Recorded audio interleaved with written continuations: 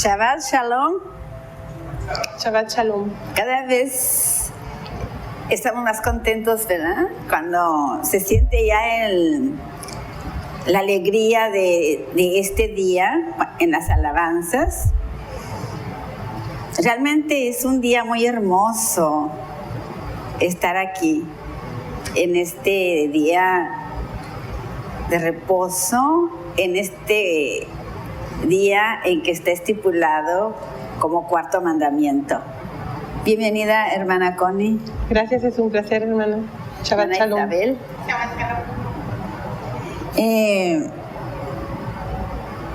Tenemos una enseñanza muy hermosa que el Señor nos mostró toda la semana, desde el primer día de la semana hasta el día de hoy. Cada semana nos da una porción, cada semana nos abre el entendimiento para discernir, más bien, para poder ver la verdad que siempre estuvo ahí, pero que estaba oculta a nuestros ojos, ¿verdad? Porque se trata de que nosotros, que la palabra nos vaya quitando las tinieblas. Amén, así es. La verdad siempre estuvo ahí, pero las tinieblas, dice en el libro de Job, si me acompañan a leerlo, nada más Job, que no recuerdo Job qué es, pero dice, nosotros no podemos entender las cosas a causa de las tinieblas. Nosotros no podemos entender la Biblia así nomás de buenas a primeras. ¿Qué cita dice por ahí? A causa de las tinieblas.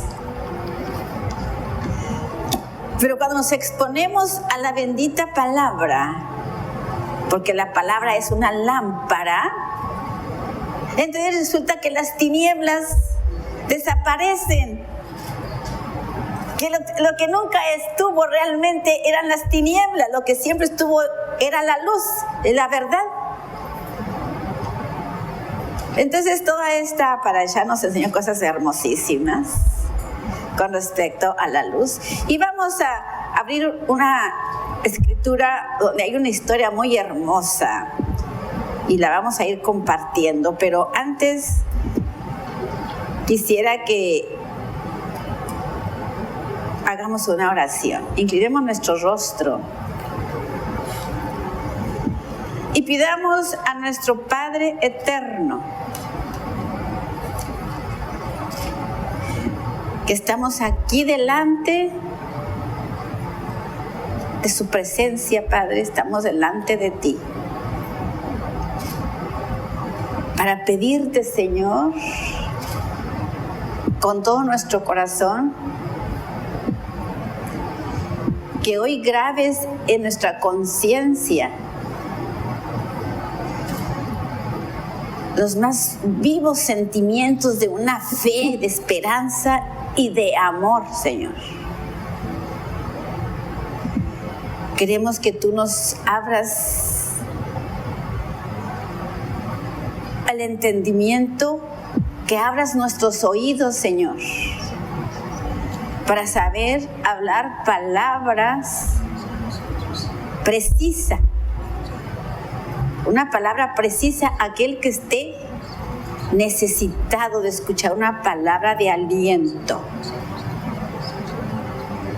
Es nuestro deseo en este día, Señor, que tú nos abras el entendimiento y que nos des ese conocimiento, esa revelación, esa comprensión en este día, Señor. Que quites esas tinieblas que están en nuestro corazón por causa de nuestra rebeldía, Señor.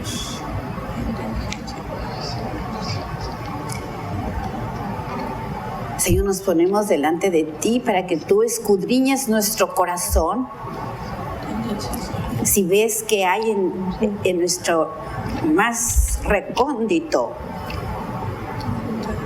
en lo más secreto que no queramos nosotros que nadie vea, si hay malicia, si hay envidia, si hay codicia, si hay en nosotros ojo maligno, Señor, te pedimos que en esta hora, Señor, nos limpies.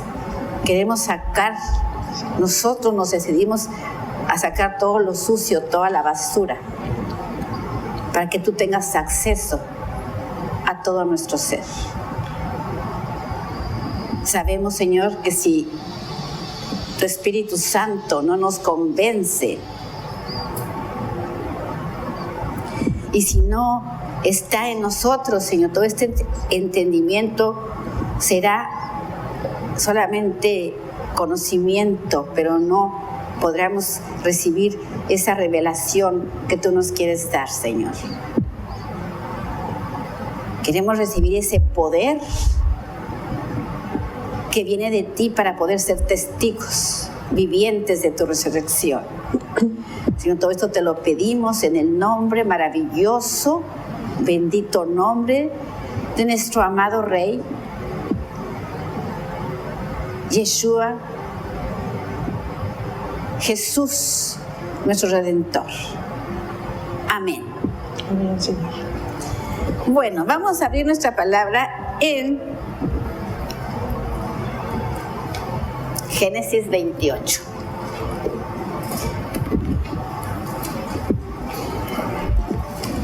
Amén.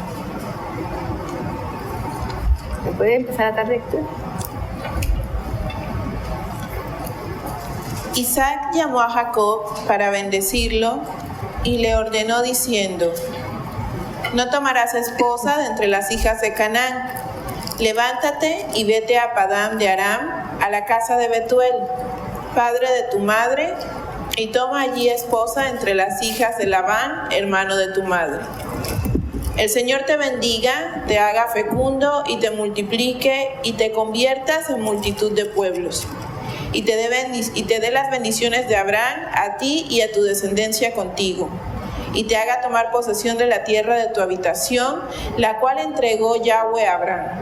Después de despedir Isaac a Jacob, fue a Padán de Aram, a Labán, hijo de Betuel arameo, hermano de Rebeca, madre de Jacob y de Esaú. Al ver Esaú que Isaac había dado bendición a su hermano Jacob y que lo había enviado a Padán de Aram a tomar esposa de allí, porque cuando lo bendijo le ordenó diciendo: no tomarás esposa de las hijas de Canaán, y que Jacob, en obediencia a su padre y a su madre, se había marchado a Padán de Aram. Entonces Esaú se dio cuenta de que las hijas de Canaán eran inaceptables a los ojos de su padre Isaac. Y Esaú fue a Ismael, hijo de Abraham, y además de sus otras esposas, tomó por esposa a Bismat, hermana de Nabayot, hija de Ismael, hijo de Abraham. Salió pues Jacob de Beerseba o Beersheba y fue dirigido a Harán. Y llegó a cierto lugar, pasó allí la noche porque ya el sol se había puesto. Tomó una piedra del lugar y la puso por su cabecera y durmió en aquel sitio. Y soñó: he aquí una escalera apoyada en la tierra, cuya parte superior alcanzaba los cielos, y los ángeles de Elohim subían y bajaban por ella. Y Adonai estaba en pie sobre ella y dijo: yo soy Adonai, Elohim de tu padre Abraham y Elohim de Isaac. No temas, la tierra sobre la que estás durmiendo te la daré a ti y a tu descendencia. Y tu descendencia será como el polvo de la tierra, y te extenderás hacia el mar, al oriente, al norte, hacia el Negev, y en ti y en tu simiente serán benditas todas las tribus de la tierra. He aquí yo estoy contigo, y te guardaré donde quiera que vayas, y te haré volver a esta tierra, pues no te dejaré hasta que cumpla todo lo que te he dicho. Y fue despertado Jacob de su sueño y dijo: ciertamente Adonai está en este lugar, y yo no lo sabía. Y atemorizado, añadió: cuán terrible es este lugar. Esto no es sino casa de Elohim, y esta es puerta de los cielos. ¿Hasta ahí, pastora?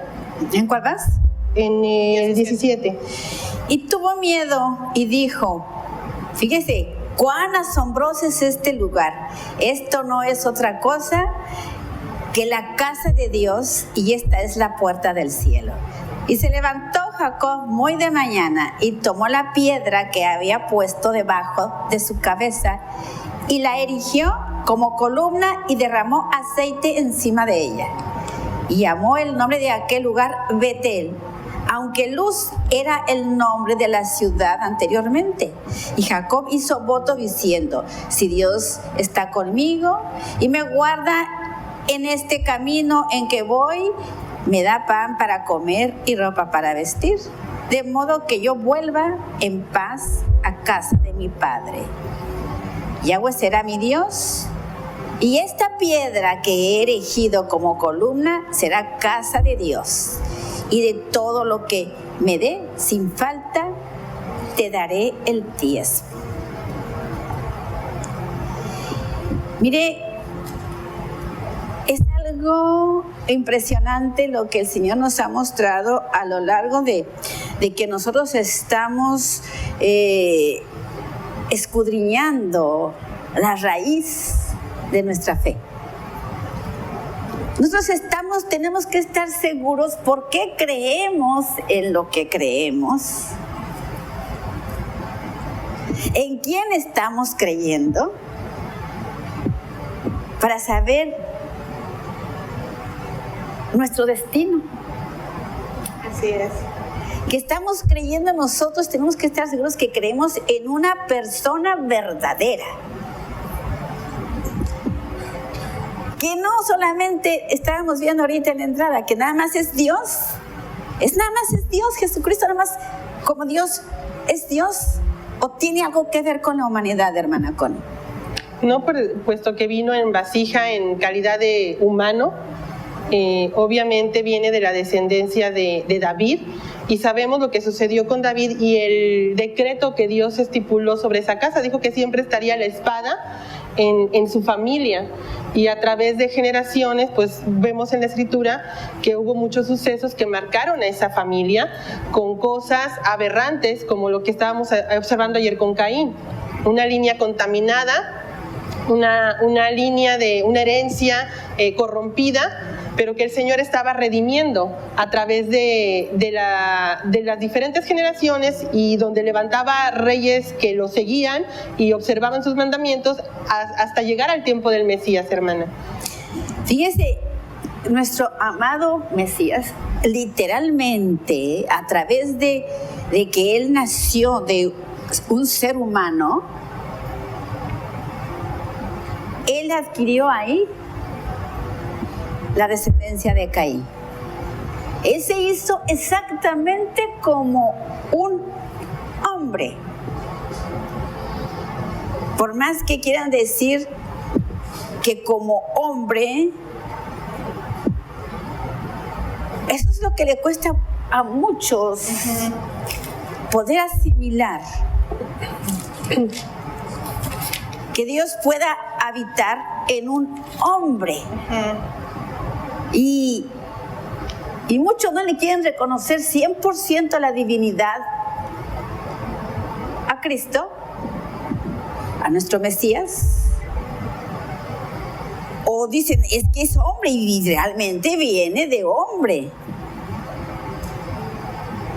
Pero Él jamás dejó de ser verdadero Dios y verdadero hombre. Amén. Y como hombre, Él se sujetó a todos los requisitos para poder ser nuestro sumo sacerdote. Amén. Amén. Y en este sueño que tuvo Jacob, el que estaba en la cúspide de la escalera, estaba sencillamente el mismo Dios. Amén. Pero dice, bueno, pero es que ¿acaso Jesús se mostró antes? Porque mucha gente me pregunta a mí, es que antes de Cristo, ¿qué pasó con todos los que no lo conocieron antes de que naciera? Entonces,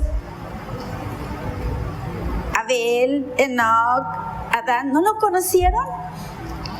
Hermana, lo curioso es que, por ejemplo, en Isaías 53, que detalla las características que estarían sobre el Mesías, empieza el capítulo con una pregunta.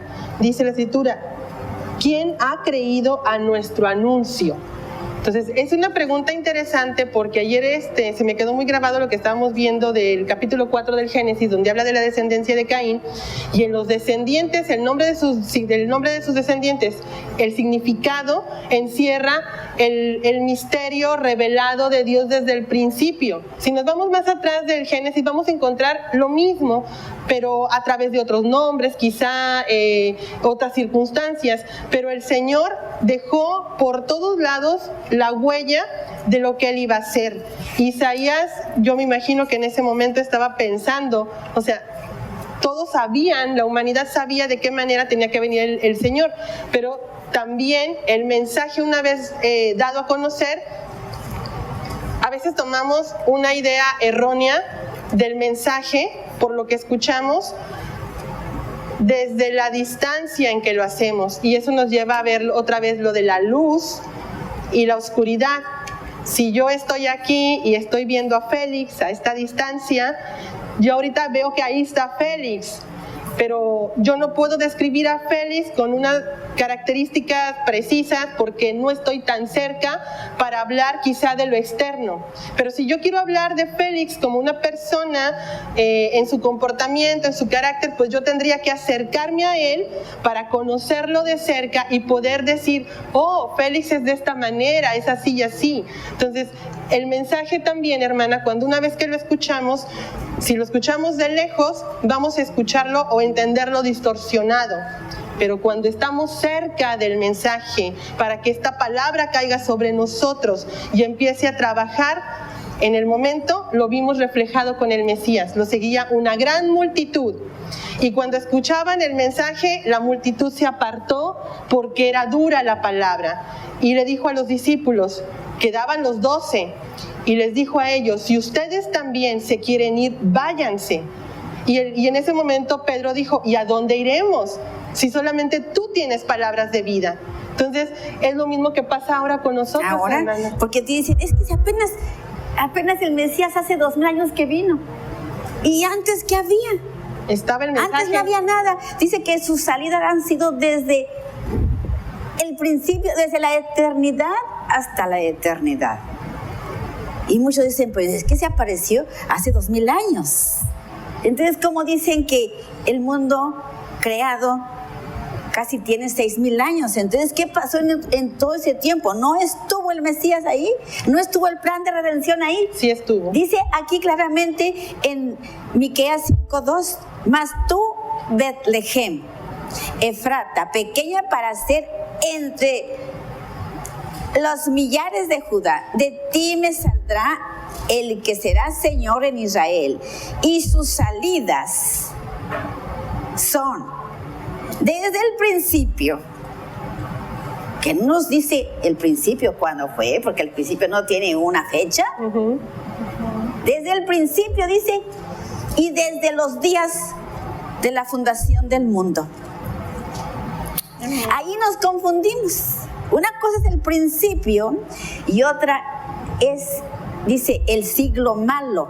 El siglo malo se refiere en la Biblia a la fundación del mundo. Pastora, me gustaría, si me permite, leer ese mismo verso de Miqueas en otra versión. Es la versión textual. Y dice, pero tú, Betlehem Efrata, pequeña para estar entre las familias de Judá, de ti me saldrá el que será el caudillo de Israel, cuyo origen es desde el principio, desde los días de la eternidad. Ahí me gustaría hacer una pausa, porque el Señor habla de un tiempo que no se puede contar, de un tiempo que tiene un antecedente que solo está relatado en la Escritura, en Génesis 1:1, que dice en el principio. Pero a ciencia cierta, nadie sabe cuándo es ese principio, solo Dios. Y dice dice que aquí luego Pablo en la carta a los Corintios, en la carta a los Filipenses, en el capítulo 2, verso 7 dice, sino que desde el 6 para entrar en contexto, el cual, aunque existía en forma de Dios, no consideró ser igual a Dios como algo que aferrarse, sino que se despojó de sí mismo, tomando forma de siervo, haciéndose semejante a los hombres. Aquí hay algo muy importante porque nos está diciendo quién es Yeshua y en qué calidad vino. Y nos está explicando que siendo Dios 100%, que está desde el principio, desde la eternidad de los días. Desde antes de la fundación del mundo. Exactamente, vino a este mundo en forma de hombre. Forma de hombre real. Exacto. Y entonces usted preguntaba hace un momento, decía, ¿cómo es que antes de Yeshua o Jesús no había Cristo? No había, pero todos estos hombres tuvieron que haber conocido a Yeshua para conocer al Señor, porque dice la Escritura que ningún hombre puede ver a Yahweh sin morir. Entonces, ¿qué tenían que haber visto? Enoc, Isaías, lo vieron cara a cara. Jacob, que se convierte en Israel, tuvieron que haber visto a Yeshua, el cuerpo material de Yahweh. Así, lo tuvieron que ver, porque dice, entonces, si no lo vieron, entonces quiere decir que todos se perdieron antes y que solamente hace 2000 años empezó la redención. Ese es un error tan grave, pero lo preguntan personas que tienen años. Dice, es que ¿dónde están esos? ¿Dónde están los chinos? ¿Dónde están esos? Pero ¿qué te pasa? Si Él engloba a toda la humanidad cuando Él se despojó de su gloria y vino a nacer como hombre, Él tenía que venir como hombre para poder, como hombre, derrotar a Caín en su propio cuerpo. ¿Sí? ¿Y cómo lo vieron nuestros antepasados desde Adán, Abel, Enoc y Noé? Lo vieron cara a cara. Moisés, vamos a ver qué dice aquí en Números 12:6. Dice, oíd ahora mis palabras. Les está hablando Yahweh a Aarón y a Miriam. Si hay entre vosotros profeta, yo, Yahweh, me daré a conocer a él en visión. Y en sueños hablaré con él. No así con mi siervo Moisés. Él es fiel en toda mi casa. Cara a cara hablo con él claramente y no con enigmas. Y él contempla la figura de Yahweh.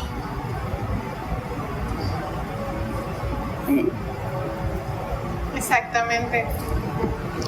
Aquí ahorita en esa escritura, hermana, algo bien interesante surge en el nombre de Moisés, su significado y lo que Moisés representa.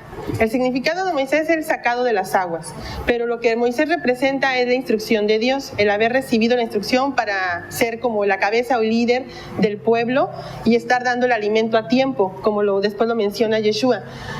Entonces, cualquiera de nosotros, los que estamos aquí, los que nos observan y siguen la instrucción de la palabra del Señor, representan un Moisés, sí, son sacados de las aguas, esto es de las naciones, de alguna religión, porque el Señor saca de las religiones, porque la religión no salva, ¿sí? Entonces aquel que es sacado de una religión, de una estructura humana, de las naciones, y recibe de parte de Dios la instrucción, la Torá, los 5 primeros libros de la palabra de la Biblia, lo que tenemos nosotros ahorita aquí, y de ahí hacia adelante caminamos.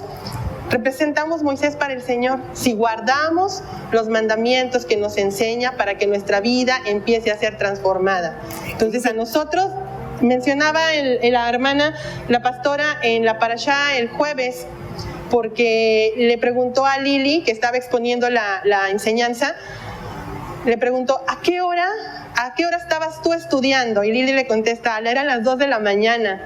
Entonces dice, bueno, ese esfuerzo, esa dedicación que pones para estar en la palabra del Señor, tiene una recompensa.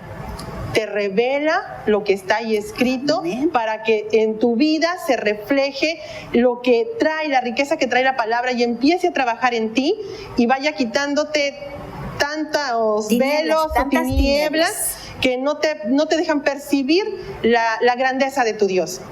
Entonces, una vez que estamos ya en esa postura, el Señor nos ve como Moisés, Lili, porque va trabajando en nosotros y entonces estés ahí, ya podemos ser de alguna manera como un líder, una cabeza, que el Señor te va a poner a personas a tu alrededor para que les puedas dar el alimento a tiempo, porque ya entendiste que el propósito es esfuérzate y sé valiente, de eso se trata. O sea, no se trata de que digas, bueno, yo puedo hacer esto, yo puedo hacer lo otro. No, esfuérzate en estar pegado a la palabra para que esta te rocíe, te llegue, te bañe, ¿sí? Te metas no a una ducha, sino te metas a una lluvia constante, donde el Señor te empape completamente y seas transformado y que puedas tú vertir lo mismo que recibes en otros, para que también proyectes lo mismo que el Señor está trabajando en ti y pueda ser de bendición realmente a otras personas, para que también digan, yo también quiero lo mismo.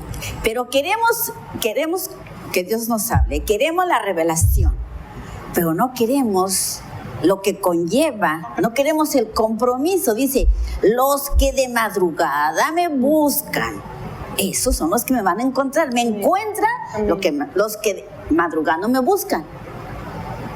Hay un requisito. Y ¿sí? Hay una pista también ahí, porque está hablando de esto, de un trabajo continuo. La mañana en el contexto hebreo significa desde el principio hasta el fin. ¿Por qué razón? Porque si nos vamos al conteo del tiempo según Yahweh enseña, el día empieza en la tarde, culmina en la tarde e inicia en la tarde.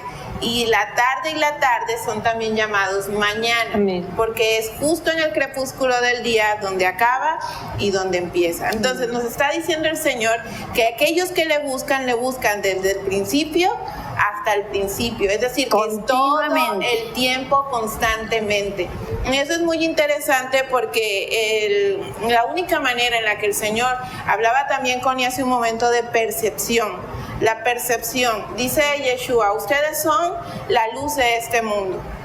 Y entonces nosotros hablábamos, ¿se acuerda que ayer también lo conversábamos? Nosotros somos como el sol. Y mencionaba usted que si alguien decía que el sol era un cuerpo opaco, le iban a decir que como, ¿qué tal? Porque el sol combustiona, irradia luz y calor. Y es cierto. Pero ¿de dónde aparece esa luz? Y también mencionó Génesis 1. La luz fue hecha desde el principio y las lumbreras 4 días después. Entonces estamos hablando de un proceso en donde la luz se tiene que refractar, alimentar los cuerpos opacos para que estos puedan a su vez proyectar. Y nos vamos a Hechos capítulo 5, si no estoy mal, donde hablaba de Pedro. Pedro dice que Pedro pasaba y su sombra sanaba, pero todos sabemos que no era la sombra de Pedro, era que la luz de Yeshua estaba dentro de Pedro y proyectaba esa sombra. Esa sombra era lo que Yeshua había hecho sobre él. Ya Yeshua había generado luz en él, lo había alimentado para que entonces pudiera proyectar en lo corto y en el amplio espectro. Entonces es maravilloso ver cómo el Señor nos está enseñando que la única manera de conocer, la única manera de que Él se manifieste en nuestra vida y nosotros podamos ser luz en el mundo, la sal del mundo, el reflejo, los ríos de agua viva, reyes y sacerdotes, vírgenes sensatas, es únicamente alimentándonos del Mesías. No hay otra alternativa. Dice que entonces está Jacob teniendo ese sueño que ve la escalera. Job 33:5, ¿qué dice? Dice, respóndeme si puedes, alístate y ponte en pie ante mí, perdón. Y continuó. ¿Por qué está diciendo eso? Ponte de pie, porque ¿se acuerdan del diálogo que tenía Job? Que él decía que ¿por qué le pasaba eso? Y hasta que el Señor lo reprendió para que entendiera que Job, siendo que Dios declaró que él era el hombre más justo sobre la tierra, le faltaba tener la revelación del Mesías. Si nosotros estamos aquí todavía, que no entendemos mucho el Evangelio, es que nos falta revelación. Sencillamente falta que nos expongamos a la luz para que las tinieblas que hay en todos los seres humanos puedan desalojar y que den paso a la verdad. Y en Juan 1:51, fíjese, aquí Jacob está viendo al Mesías en la escalera, en la cúspide de la escalera. Y en Juan 1:51, ¿qué dice ahí el Mesías? ¿Qué le dice a Juan? Dice, y le dijo, de cierto les digo que de ahora en adelante verán el cielo abierto y los ángeles de Dios ascendiendo y descendiendo hacia el Hijo del Hombre. Fíjense, estamos viendo aquí las personas que ven a Dios desde antes de su encarnación. ¿Sí? Para que no nos quepa ninguna duda que la palabra es eterna y que la palabra siempre ha estado ahí, pero nosotros no podemos comprender a causa de nuestra rebeldía, que queremos que se nos vayan las tinieblas, pero no queremos dejar nosotros nuestro pecado. Y esto nos está llevando, porque si se acuerdan que la semana pasada les dije que íbamos a hablar, porque esta parashá nos habló de un tema focal. ¿Cuál fue? Central. Se centró en una sola, la iglesia, en un solo objetivo, en la iglesia.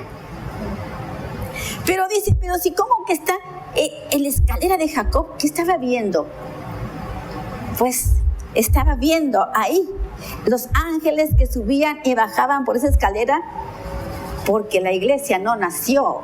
O sea, la casa de Dios, puerta del cielo, no somos los únicos que estamos ahí ya en esa escalera. Hay muchos que nos han antecedido, muchos, desde Adán hasta nuestros días. Y todos los ángeles son los que están ahí subiendo y bajando. Esa es una profecía, lo vio en el futuro. Pero nomás para que vamos comprendiendo que antes de nosotros ya estaba la redención funcionando, pero el misterio de la piedad dice que se reveló hasta cuando Cristo vino a tabernaculizar con nosotros. Pero ya estaba en acción el misterio de la piedad desde el primer Adán, que fue sustituido por el segundo Adán. Así es, por eso dice la Escritura que los que estuvieron antes desearon escuchar lo que ahora estamos escuchando y desearon ver lo que ahora estamos viendo. Porque hasta ahora se nos ha revelado el misterio de la piedad, se nos está revelando. Pero ¿a quién? ¿Quién lo está comprendiendo? Por los que están dispuestos a exponerse a la luz. Y le dice, entonces el apóstol Juan se les reveló. Él tuvo revelación de Dios porque vio una puerta abierta. Todos nosotros, para todos nosotros aún está esa puerta abierta. Y vamos a ver dónde está esa puerta abierta, en qué iglesia está. ¿Sí? Ahorita que entremos al tema de las iglesias o de la iglesia, ¿verdad? Y Daniel 7:3 es otro que tenía visiones. ¿Qué dice Daniel 7:13? Seguí mirando en las visiones nocturnas y he aquí, con las nubes del cielo, venía uno como un hijo de hombre que se dirigió al anciano de días y fue presentado ante él. ¿Se fijan cómo está la revelación de nuestro Señor Jesús? En todo. En todo. Juan 5:25 al 27, ¿qué dice? Y esto se nos está dando en sueños, en visiones, ¿verdad? O cara a cara. Él nos habla en sueños y visiones, porque los sueños son visiones cuando estoy dormida. Y de día también me muestra cosas. O sea que Dios Él no se limita para manifestarse a los que verdaderamente están buscando su rostro. Porque los que lo buscan madrugando, dice que son los que lo encuentran. Y eso nos motiva a nosotros ahorita para saber realmente como iglesia qué terreno estamos pisando como iglesia. Juan 5:25, 27. Dice, de cierto les digo, viene el tiempo y ahora es en el que los muertos escucharán la voz del Hijo de Dios y los que escuchen vivirán. porque así como el Padre tiene vida en sí mismo, así también ha concedido al Hijo el tener vida en sí mismo, y le concedió autoridad para también ejecutar juicio por cuanto es el Hijo del Hombre. Tenemos que escuchar. Dice que Él despierta cada mañana. Dice, sí, Él se despierta cada mañana, lo dice ahí en Isaías 54:5. Él se despierta cada mañana y nos abre el oído para que nosotros escuchemos. Pero como nosotros no tenemos idea quién es nuestro Dios, no prestamos atención. ¿Qué dice Isaías 50? Dice, Adonai Yahweh me dio lengua de sabios para saber sustentar con palabras al cansado. Cada mañana me despierta, cada mañana despierta mi oído para que escuche como discípulo. Hay requisitos, hermanos, para ser la novia, para hacer la iglesia correcta, porque hay muchas iglesias. Y dice que entonces está soñando Jacob eso. Job, perdón. Y Apocalipsis 1:13, ¿qué dice? Apocalipsis 1:13 dice: y en medio de los candeleros se encontraba uno semejante al Hijo del Hombre, vestido con una vestidura sacerdotal que llegaba hasta los pies, y con un cinto de oro ceñido por su pecho. El sumo sacerdote. El sumo sacerdote. Que tuvo que pasar un proceso de lo más cruel. ¿Qué proceso tuvo que pasar Yeshua como hombre para llegar a ser sumo sacerdote? Y nosotros queremos tener tantas cosas y lo tomamos tan a la ligera. Ah, yo ya soy rey y sacerdote. Ya soy salvo. Hijo de Dios. Ya soy hijo de Dios. Soy la iglesia de Filadelfia. Bueno, aquí, hermana, veo que en las diferentes escrituras que el Señor nos está mostrando menciona una frase muy recurrente: hijo de hombre. Y Yeshua lo empezó a mostrar cada vez que daba una palabra o una enseñanza. Pero solamente hay un profeta al cual Dios mismo le llamó hijo de hombre, ¿sí? Y ese fue el profeta Ezequiel. Y el nombre de Ezequiel significa Yahweh es Dios, o el poder de Dios en mí. Entonces, cuando Yeshua estaba hablando hijo de hombre, él estaba trayendo en contexto a todos aquellos que lo escuchaban: yo soy Dios, he bajado, la profecía se ha cumplido, aquí estoy. Era el tabernáculo. Exactamente. El primer tabernáculo, por cierto, el primer tabernáculo que se manifestó fue el mismo Yeshua, fue el primero. Entonces, estábamos hablando ahorita de qué pasaba antes con las personas que vivieron antes de que Yeshua se mostrara en carne y en sangre. ¿Qué pasó con ellos? Pues bueno, ellos tuvieron la oportunidad de verlo, como Moisés a través de una zarza, como Abraham cuando le hablaba, como los profetas cuando les hablaba en sueños, en visiones. Y cuando se presentaba como el ángel de Yahweh. Cuando lo vio y que comía Abraham, con ellos. Exactamente. Entonces tuvieron esa oportunidad. Y ahora estaba ya estipulado que después del milenio cuarto, de que era su nacimiento, y aparecer justo en el año 27 más o menos de la era común, ¿sí? Es cuando ya entraría en funciones Yeshua para cumplir con lo que se había anunciado desde el principio, y que nos toca a nosotros pues maravillarnos también de lo que como generaciones después del Mesías estamos viendo y siendo parte del cumplimiento del plan del Señor. Porque dice que nosotros fuimos, que Yeshua fue redimido, fue crucificado, que fue, ¿cómo dice? triturado, antes de la inmolado. que fue inmolado antes de la fundación del mundo y que nosotros fuimos escogidos en él antes de la fundación del mundo. Pero también hay una pista ahí importante. Cuando Yeshua hablaba de que era el Hijo del Hombre, nos citaba precisamente a lo que decía Ezequiel.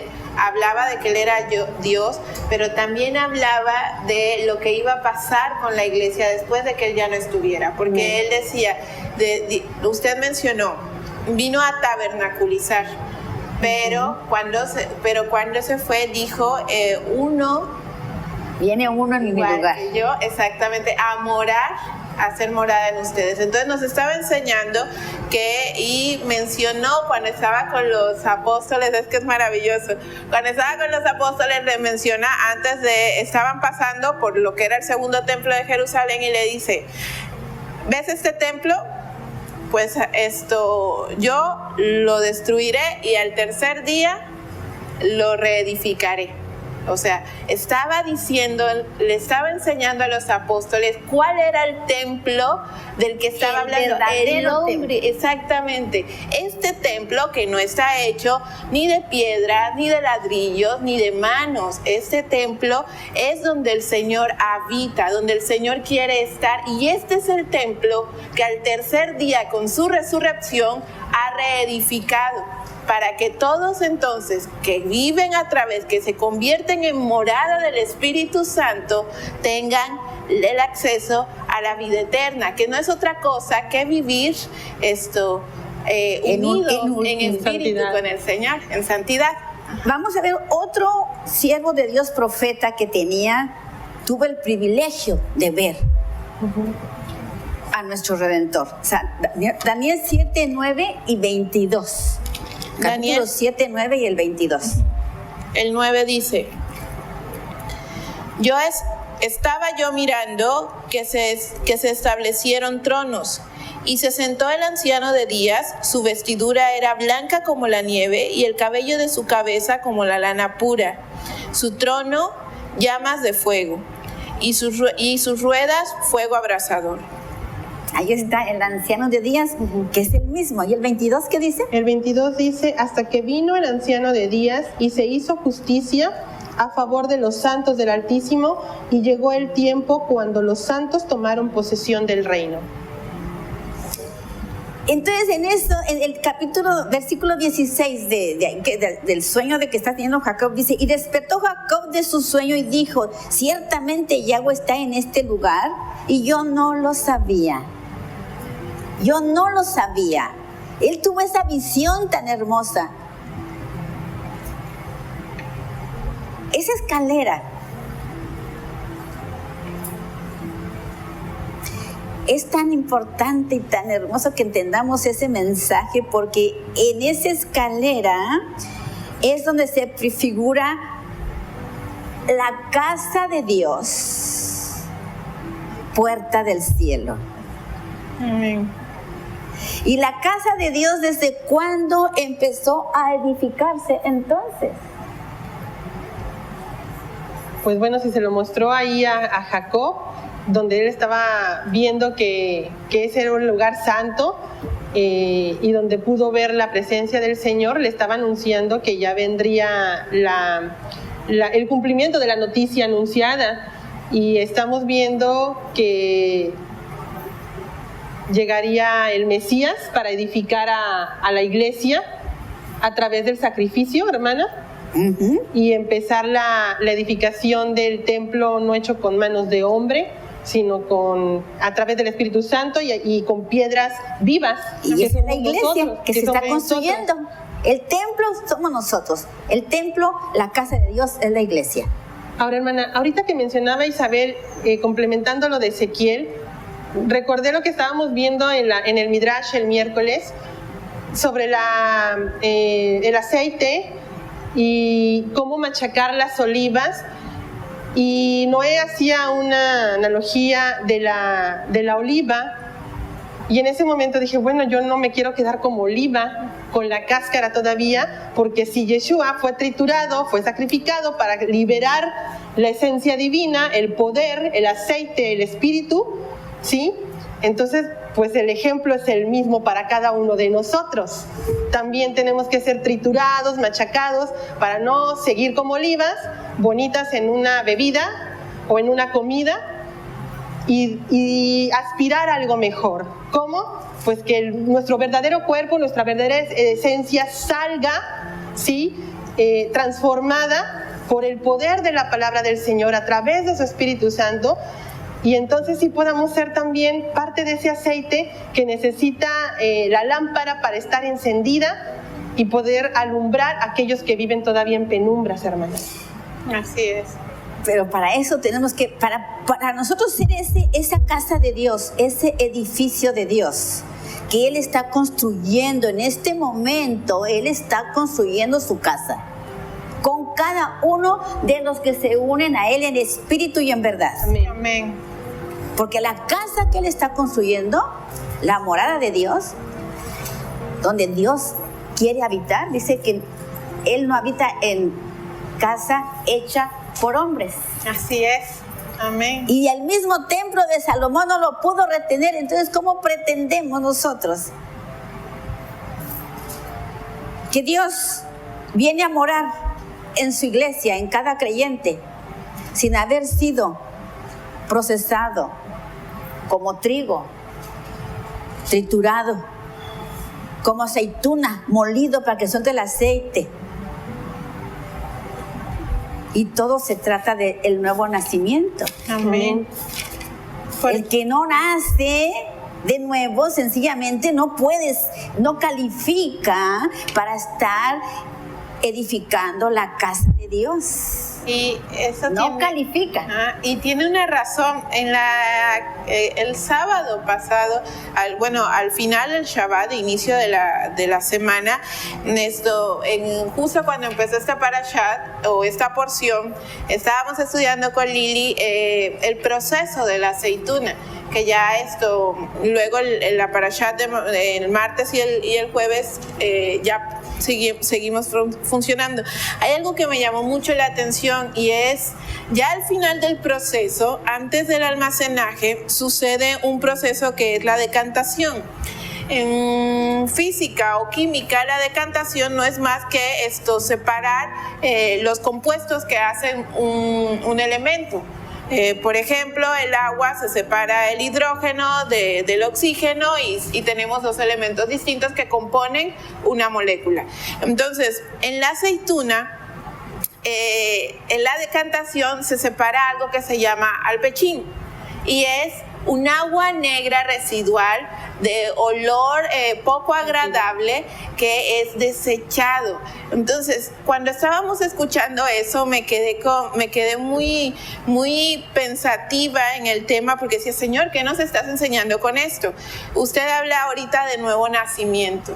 Para que nosotros nazcamos de nuevo, para que ese nuevo nacimiento si nos convertamos en tierra fértil, de nosotros tiene que pasar lo mismo. Esa agua, eso que hay en nosotros, que es maloliente, que es el desecho de toda esa parte que se pudre, que no edifica, se tiene que liberar, se tiene que decantar para que entonces se pueda utilizar el aceite. Y el aceite, mencionaron 4 específicos usos, y me lleva a entender lo que hace el Mesías a través del Espíritu Santo en nosotros. Nos sana, nos salva, nos limpia, nos libera, nos salva, y nos restaura. Exactamente, y finalmente, y es lo que más, en el orden en el que lo acomodaron, al final es alimento, sustento. Es decir, que esta vida nueva, hecha, decantada, este aceite no se preserva sin el sustento apropiado, que es el Mesías, que es la palabra, que es la roca, ¿verdad? La piedra viva. Dice, Jesús vino a salvarnos. ¿Cómo nos salvó? ¿Yo qué hice para que Él me salvara? ¿Qué hice? Nada, porque por gracia me salvó, porque para que yo pueda ser salva tendría que morir igual como Él murió. Yo no me puedo salvar, Él me salvó. Así es. Él se entregó por mí, sacrificando su vida. Pero una vez que me salvó, ahora Él me quiere liberar. Él me quiere sanar. Él me quiere restaurar. ¿Con qué objeto? De que yo sea su morada. Amén. Decimos que su iglesia es el templo de Dios, morada del Espíritu Santo. Pero ¿será que toda la iglesia, sin pasar ese proceso individualmente, podrá ser morada de Dios, casa de Dios y puerta del cielo? No, ¿cómo puede haber oro finísimo si no se refina? Y entonces hay distintos tipos de oro. Hay oros de 10 quilates, de 14, de 18 y de 24. El oro de 24 quilates es lo que se llama oro puro. Es el oro más valioso. Y tenemos hasta el principio el oro de 10 quilates. Es un oro al que muchos le llaman oro falso. Es prácticamente por la cantidad de impurezas y de suciedad que tiene. Entonces eso nos está hablando de que podemos vivir pensando, creyendo que estamos bien, pero continuamos aferrados a las cosas que hay alrededor. Entonces seguimos siendo pues oro barato, o podemos entender y seguir subiendo en el camino del Señor con todo y las pruebas y lo que eso significa, para que Él nos refine como oro puro, como oro valioso, costoso. Nosotros, para poder calificar como morada de Dios, es un requisito el quebrantamiento. Es un requisito que nosotros, por el Espíritu de Dios, hagamos morir las obras de nuestra carne. Es un requisito que por el Espíritu de Dios nos renovemos en nuestra manera de pensar. Amén. Lo dice la palabra. Es que usted está diciendo que para ser salvo tengo que creer lo que usted cree. No, dice la palabra que nos tenemos que renovar, que despojar y que revestir. Si nosotros queremos ser morada de Dios, si queremos ser la iglesia verdadera, porque ya vamos a entrar al tema. Entonces, ¿quién dice que hay una iglesia verdadera y una falsa? Pero dice aquí el sueño de Jacob, dice, y llamó el lugar, cuando ya se despertó, Betel, y dice que ese Betel, antes su nombre era llamado Luz. Y dice que en el candelabro de oro había, las lamparitas tenían una flor de almendro, ¿verdad? Una manzana y una flor de almendra. Lo dice la palabra. La palabra almendro, que lo menciona en 2 ocasiones cuando se refiere al candelabro de oro, dice que significa almendro. Luz significa almendro.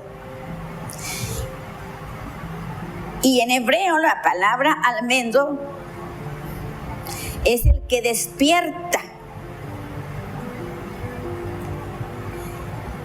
el que brota, del que brota la luz, y dice, yo me mantengo despierto. Cuando ese candelero, dice que tiene que tener suficiente aceite y que siempre tiene que estar prendida, siempre tiene que estar irradiando la luz. Él siempre está despierto. Cuando le dice ahí en Jeremías 1:12, ¿qué le dice? ¿Qué estás mirando? ¿Qué ves? Le dice el Señor. ¿Qué ves? Una vara de almendro, dice. Sí. ¿Qué ves? Contesta Jeremías. Témelo. Dice Jeremías 1:12, y me dijo el Señor, bueno, desde el 11, porque dice, vino entonces a mí palabra del Señor diciendo, ¿qué ves tú, Jeremías? Y yo respondí, veo una vara de almendro. Verso 12, y me dijo el Señor, bien has visto, porque yo velo sobre mi palabra para que se cumpla. Yo velo sobre mi palabra para que se cumpla. Tenemos esta Torah, es la Torah, Ujú.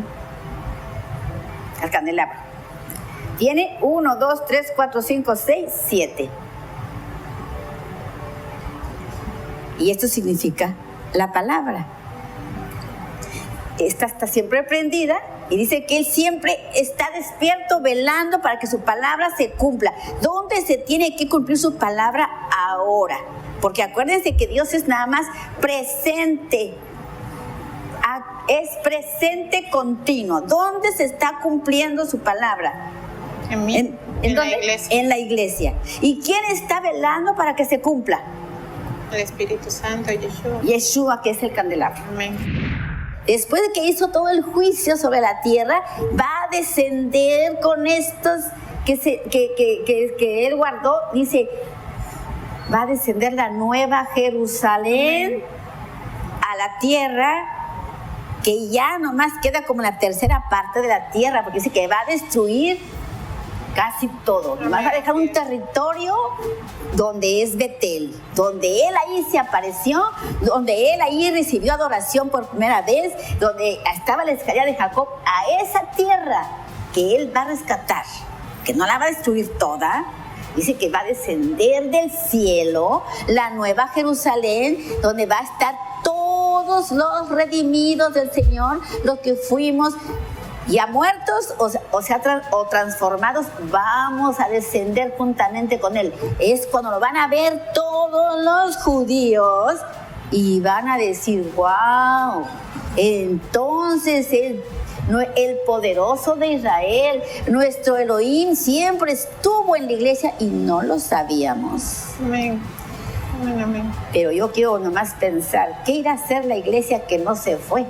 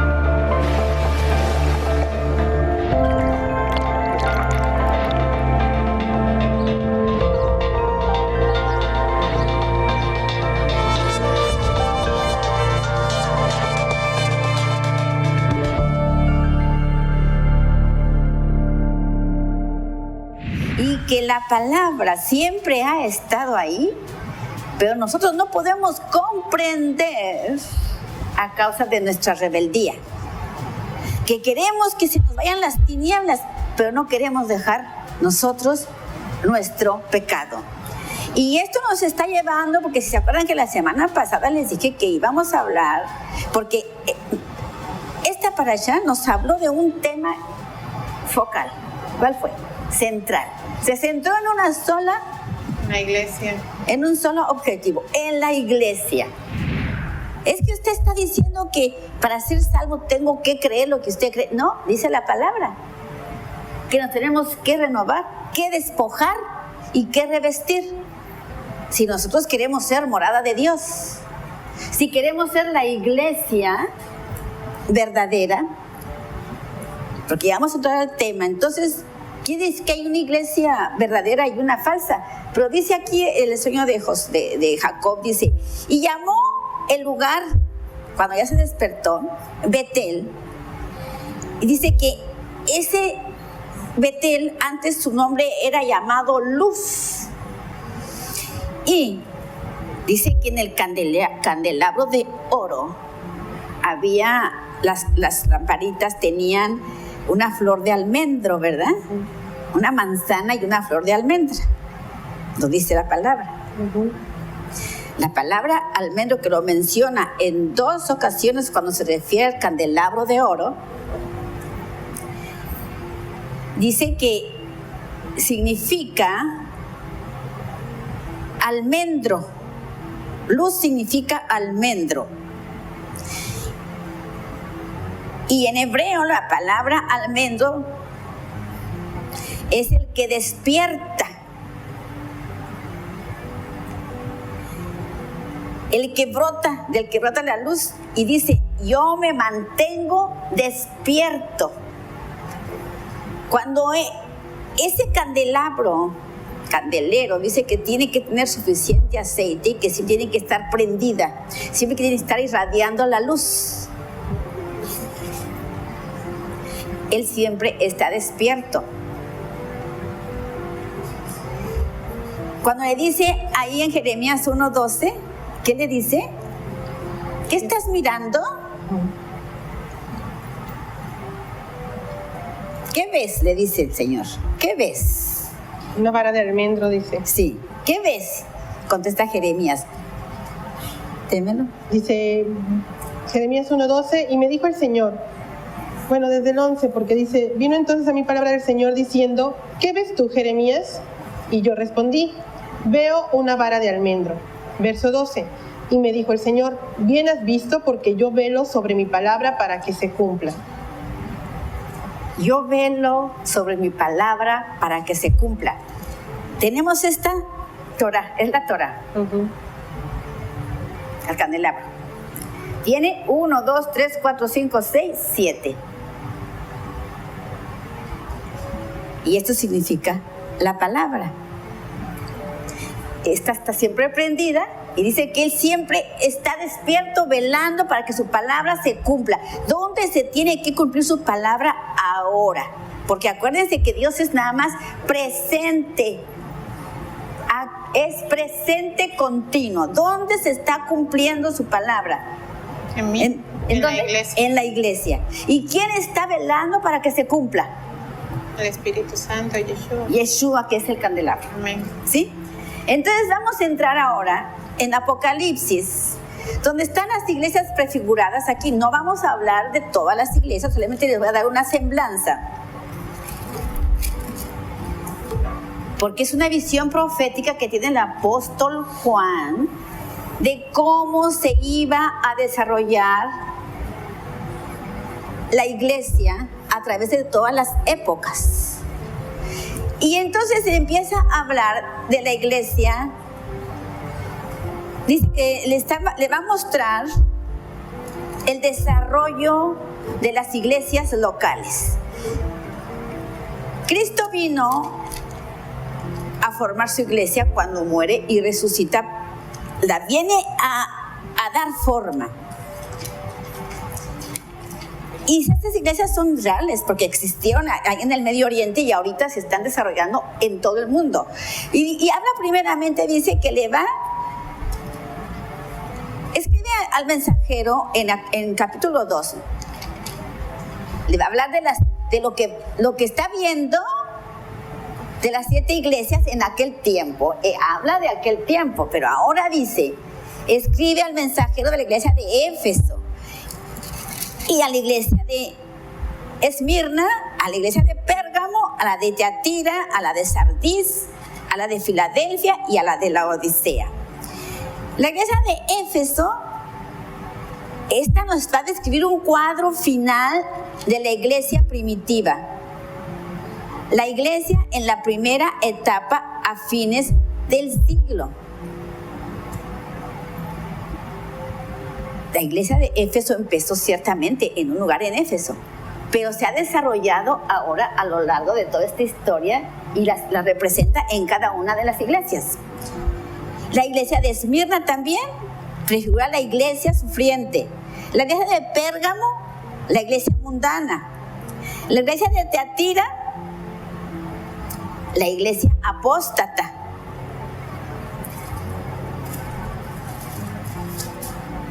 La iglesia de Éfeso es la que hace muchas actividades.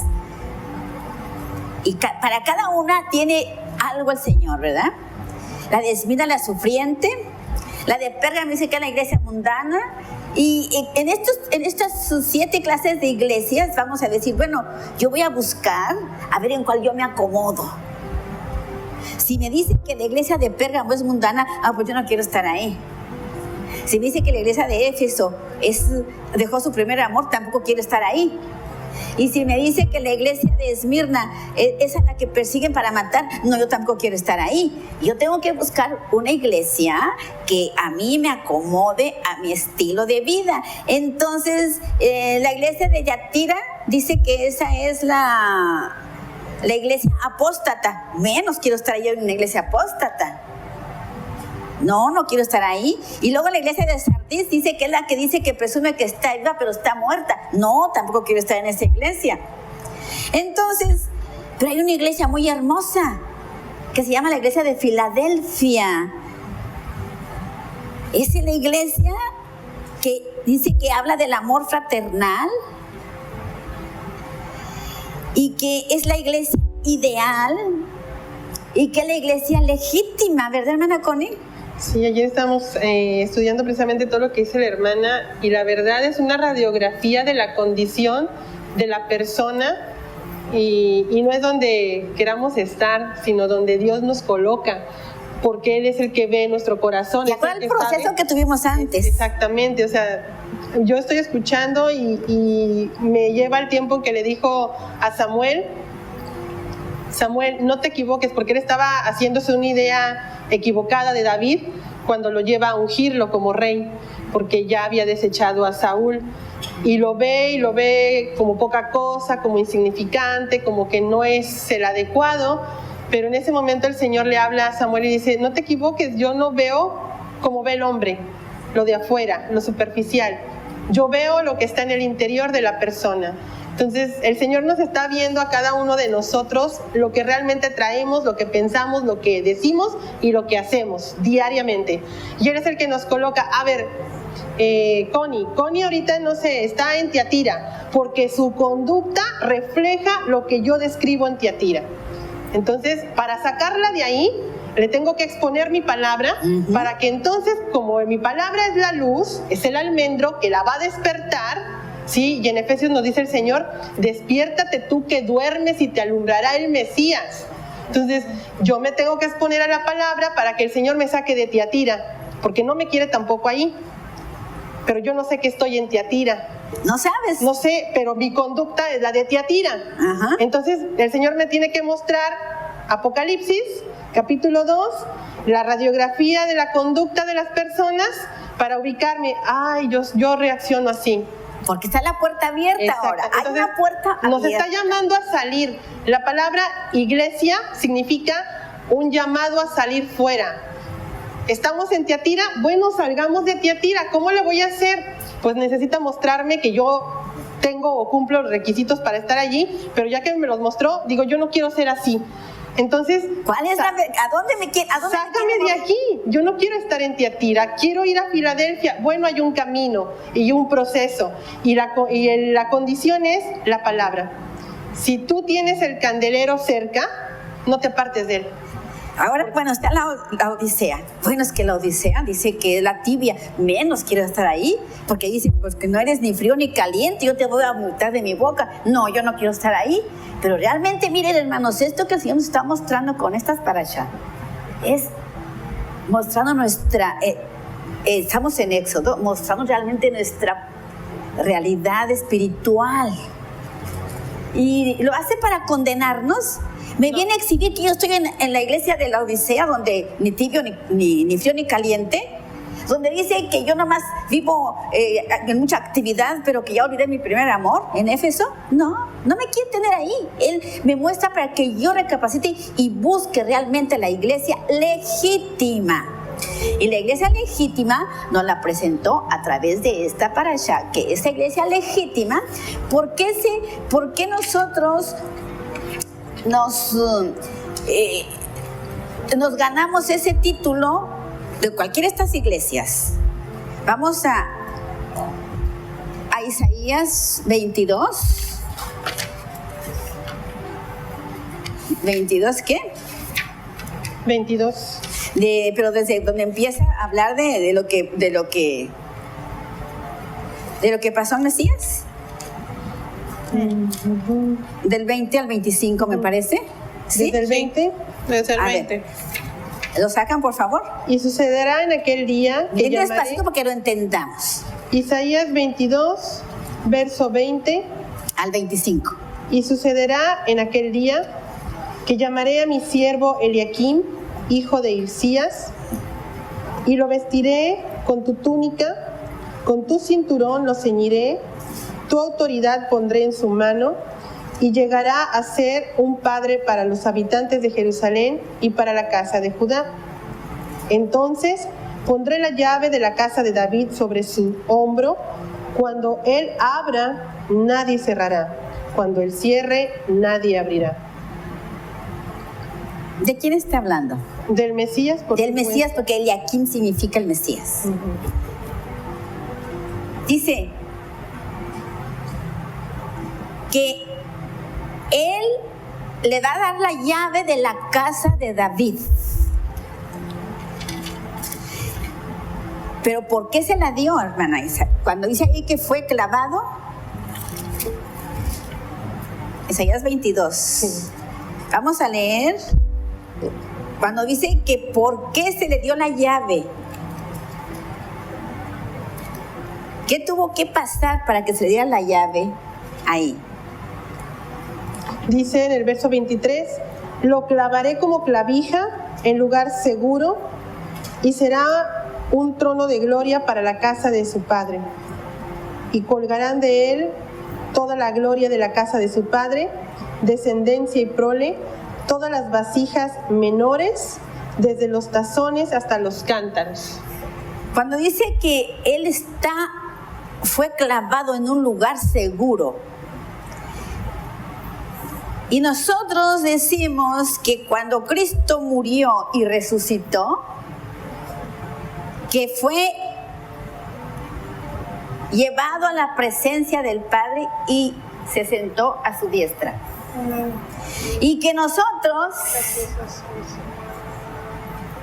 cuando nosotros morimos en Cristo y morimos al hombre viejo, nosotros también, dice que Él por su gracia nos hace sentar juntamente con Él. ¿En dónde? En los lugares celestiales. En donde está Él. ¿Sí? Ahí nos tiene sentados. Entonces, en Apocalipsis hay una iglesia a la cual se le da esa llave. A la iglesia de Filadelfia. Y vamos a entrar a la iglesia de Filadelfia. En el 7, Apocalipsis 3, 7. A la iglesia en Filadelfia, iglesia que está en proceso de ser restaurada totalmente. En proceso. Pero es la única que tiene la llave de la casa de David. Es la única puerta que está abierta ahorita para que todos entremos por esa puerta estrecha. Escribe al mensajero de la iglesia en Filadelfia. Esto dice el santo, el verdadero. El que tiene la llave de David, el que abre y ninguno cierra, y cierra y ninguno abre. ¿Por qué aquí hace énfasis que es el santo, el verdadero? Según la parashá que estamos viendo, dice que el sumo sacerdote es santidad a Yahweh. Sí, Ya vimos todos los requisitos que tiene que tener para haber sido sumo sacerdote según el orden de Melquisedec. Amén. Y dice, el verdadero. Entonces quiere decir que hay muchos que no son verdaderos, que se dicen Mesías. Así es. Así es. Y sí está escrito en la palabra que dice que se levantarían falsos cristos, que se proclamarían falsos mesías. Y habrá muchos que se dicen que son santos y no lo son, que son cristianos y en realidad no lo son? También. ¿Habrá muchos? Ese es el oro de 10 kilos. ¿Habrá? Porque si aquí dice claramente, esto dice el santo, el verdadero. Que entonces solamente hay un verdadero. Amén. Y hay muchos imitadores. Muchos que se dicen que son cristianos, pero en realidad no lo son. Sino que dice que claramente tienen otra estirpe. Hermana, pero entonces estamos viendo que Yeshua, mientras estaba en la tierra pregonando la palabra a todas las multitudes, él dijo ser la puerta. Dijo, yo soy la puerta de las ovejas. Y luego aquí en Apocalipsis, con esto que está diciendo, nos está confirmando también que él es la llave. Y estaba viendo la palabra llave en hebreo, sí, que significa llave oriental hecha de madera con clavos y ganchos. Y eso nos lleva al proceso del Mesías sacrificado en madera. Que fue clavado como en la clavo, cruz, o triturado. gancho. Exactamente. Dice ahí el Salmo 22, dice, me amarraron como a un león y horadaron mis manos y mis pies. Dice, ¿y cómo lo trataron? Si quieren vamos a leer el Salmo 22. ¿Cómo es de que él se ganó esa llave?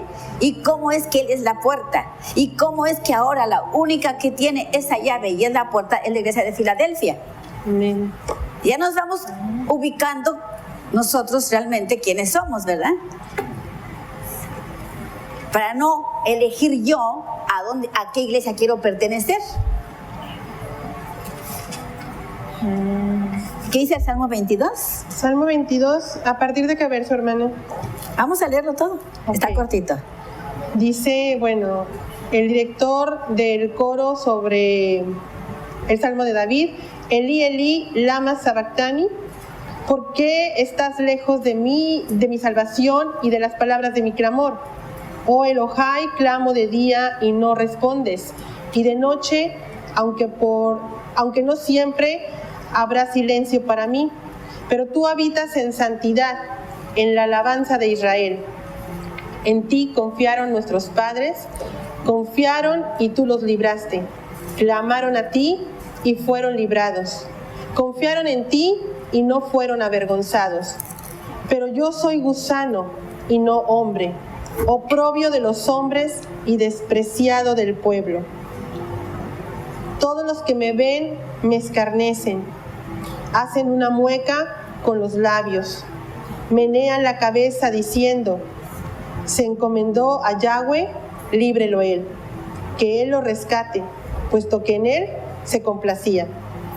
Porque tú eres el que me sacó del vientre, me diste confianza desde que estaba sobre los pechos de mi madre. A ti fui entregado desde la matriz, desde el vientre de mi madre. Tú eres Elí, no te alejes de mí, porque la angustia está cerca, porque no hay quien ayude. Me han rodeado muchos toros, fuertes toros de Basán me han cercado. Abren su boca contra mí como león voraz y rugiente. Soy derramado como aguas y todos mis huesos se descoyuntan. Mi corazón se ha derretido como cera dentro de mi pecho. Mi garganta se ha secado como tiesto y mi lengua está pegada a mi paladar. Me has puesto en el polvo de la muerte. Perros me han rodeado. Me han cercado cuadrilla de malignos. Horadaron mis manos y mis pies. Contar puedo todos mis huesos. Entre tanto ellos me miran y me observan. Repartieron entre sí mis vestidos y sobre mi ropa echaron suertes. Pero tú, oh Yahweh, no te alejes, fortaleza mía. Apresúrate a socorrerme. Libra mi alma de la espada y del poder del perro mi vida. Sálvame de la boca del león y de los cuernos de los toros salvajes. Me has respondido. Anunciaré tu nombre a mis hermanos. En medio de la congregación te alabaré. Los que teméis a Yahweh, alabadlo, glorificadlo, descendencia toda de Jacob, y temedle vosotros, descendencia toda de Israel, porque no menospreció ni rechazó el dolor del afligido, ni de él ocultó su rostro, sino que cuando clamó a él, lo escuchó. De ti viene mi alabanza en la gran congregación. Cumpliré mis votos delante de los que lo temen. Que coman y que se sacien los humildes. Alaben a Yahweh los que lo buscan, y vuestro corazón viva para siempre. Se acordarán y se volverán a Yahweh de todos los confines de la tierra, y todas las familias de las naciones se postrarán delante de ti. Porque de Yahweh es el reino, y él regirá a las naciones. Los que comieron y engordaron en la tierra se postrarán ante él. Los que bajan al polvo se postrarán ante él. Los que no pueden conservar viva su alma, una simiente escogida les servirá. Esto se dirá de Adonai hasta la postrera generación. Vendrán y anunciarán su justicia a un pueblo no nacido aún, anunciarán que él hizo esto. Amén. Amén. Allí ese salmo, hermanos, habla de un juez de vivos y de muertos. Amén. Dice que todos vamos a resucitar y vamos a ser juzgados. Todos vamos a comparecer ante ese gran rey, que es el que tiene la llave de la casa de David. Amén. El que abre puertas y nadie cierra y ninguno abre. Él es la única puerta, el único camino hacia Dios. Dicen, es que los cristianos son muy fundamentalistas. ¿Cómo dicen que el único camino hacia el Padre es Jesús? ¿Por qué lo dicen con tanta arrogancia? Ahora dicen que todos los caminos llevan al Padre. No. Entonces aquí está, por eso insiste en el verdadero, dice que santo el verdadero, para que no nos confundamos, hermanos. Hay mucho engaño ahorita, muchos que se dicen y no son. Muchos falsos maestros, muchos falsos cristos, muchos falsos mesías, falsos profetas. Porque para que haya los imitadores, tiene que existir la verdad. Y la verdad es eterna. Entonces dice, le está diciendo a la iglesia de Filadelfia. Pero vamos para que vean por cómo insiste en el santo y verdadero. Apocalipsis 6:10 dice, y claman a gran voz diciendo, ¿hasta cuándo, Señor, santo y verdadero? Quiero que hagamos mucho énfasis en santo y verdadero, porque todo lo vimos en la parashá. El papel del sacerdocio y del sumo sacerdote, que nosotros somos morada de Dios, que nosotros somos pueblo escogido, nación santa. Nos gusta ponernos títulos muy hermosos, muy hermosos. Pero aquí está hablando de una iglesia verdadera, legítima, y de una iglesia ilegítima. Yo conozco tus obras. He aquí, he puesto delante de ti una puerta abierta. Y esta llamada es para todos los que están en las iglesias, esté como esté su situación. Viéndonos a la luz de la palabra, viendo cómo está nuestra vida, nos vamos ubicando realmente sinceros con nosotros mismos, porque a nadie vamos a engañar, ni a los demás, mucho menos a Dios. A nadie vamos a engañar. Él conoce tus obras, dice, he aquí, pongo delante de ti una puerta abierta, la cual nadie puede cerrar, porque tienes poco poder. Y has guardado mi palabra y no has negado mi fe.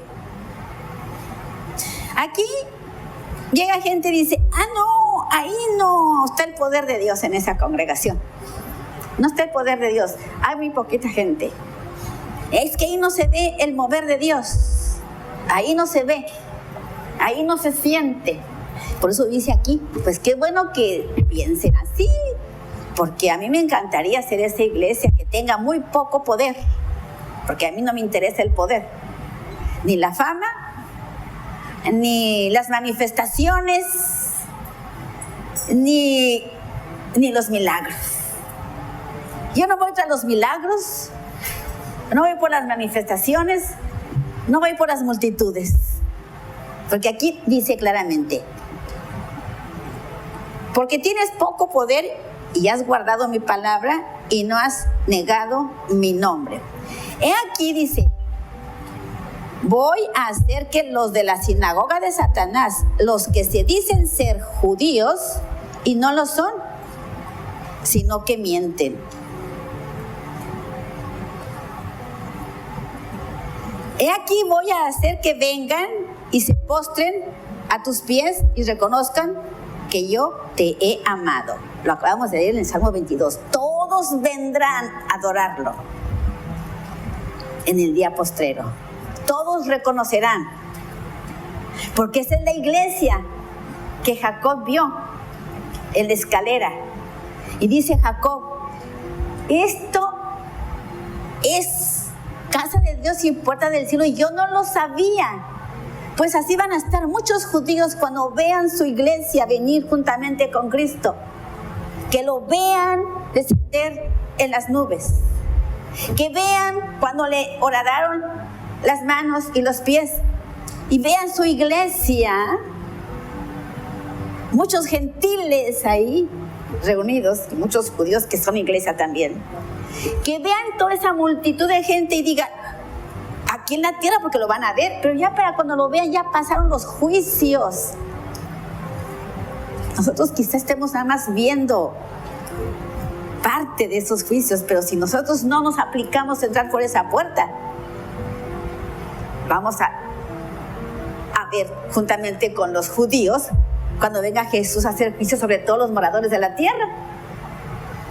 Van a ver al que traspasaron, que viene con su iglesia a establecer su reino, y dice que todos los judíos se van a arrepentir. Cuando vean ese cuadro y van a decir, ciertamente Dios ha estado siempre en la iglesia y nosotros no lo sabíamos. La misma exclamación de Jacob. No lo sabían que estaba ahí. Dice porque, y voy a hacer que vengan y se postren a tus pies y reconozcan que yo te he amado. Por cuanto has guardado la palabra de mi perseverancia, yo también te guardaré de la hora de la prueba que está por venir sobre toda la tierra habitada, para probar a los que moran en la tierra.